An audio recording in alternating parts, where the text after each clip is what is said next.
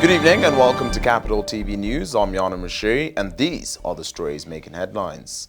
History was made in Kenya on Tuesday after the appointment of the first female brigadier of the Kenya Defence Forces. Fatumah Ahmed takes over a docket that has been headed by male heads. Besides becoming a brigadier, Ahmed also takes over as the managing director of the Defence Forces Medical Insurance Scheme.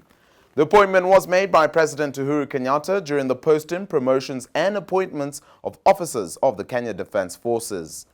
Others who have been promoted in the department include Brigadier Levi Franklin, who becomes Major General, and the Kenyan Navy Commander and Colonel Patrick Dirito to Brigadier and Director of International Peace Support Training Center, among others. President Uhuru Kenyatta has urged African parliaments to enact on laws that contribute to the eradication of poverty for the people in the continent. President Kenyatta said for Africans to reap the freedoms of independence and attain sustainable development, laws should protect them from poverty cycles. The president spoke when he opened the 46th Commonwealth Parliamentary Association Conference at a hotel in Nairobi. President Kenyatta, who jetted back into the country in the morning after a successful state visit to Uganda, also urged parliaments to tolerate divergent opinion of the minority and encourage debates that impact positively on the lives of citizens. I believe there is much that we need to do. Because even though we won the political freedom of our continent, it remains to be liberated from poverty in its various manifestations. The Intergovernmental Budget and Economic Council Legal Committee is proposing the Deputy Governor and County Executives to be sent packing in case of a governor's impeachment is upheld by the Senate. Currently, the law provides for the Deputy Governor to ascend to the office of a governor should the governor vacate office because of impeachment, insanity, bankruptcy, or death. Speaking after chairing an extraordinary session of the Council, Deputy President William Ruto called on the courts to determine the threshold required to impeach an elected official, saying this will help curb a witch hunt. The Senate has so far handled 3 impeachments where they upheld the impeachment of Embu Governor Martin Wambora and rejected the impeachments of Kericho Governor Paul Chepkwony and Machakos Deputy Governor Bernard Kilia. We have also agreed that we need clarity in matters to do with impeachment of persons who are elected, that the courts will determine.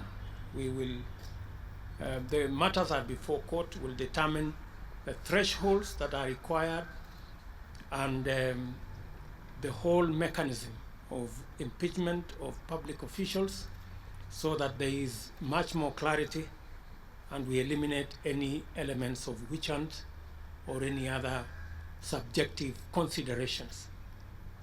And in business, Machakos Governor Alfred Mutua has called on investors to partner up with Machakos County with the aim of making it a hub of investment and opportunities that will transform the region.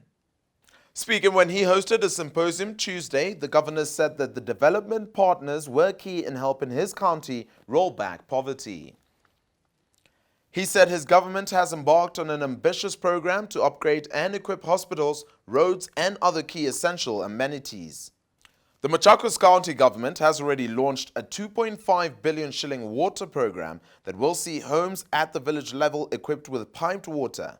Already the program of sinking boreholes has begun in all of the 70 locations across the county. We are doing a lot in Machakos, and today you have come here to talk to us and for us to talk to you. We want you to partner with us so that you can be able to do a lot. I'm very keen myself on the issues of women empowerment and youth empowerment. You take care of the women, you've taken care of the whole society. You take care of the children, you've taken care of the future. And finally in sports, the door is still open for head coach Zratviko Lugarisic to return to the helm of AFC Leopards despite reports that he has been locked out of the crisis-hit Sportspesa Premier League Giants.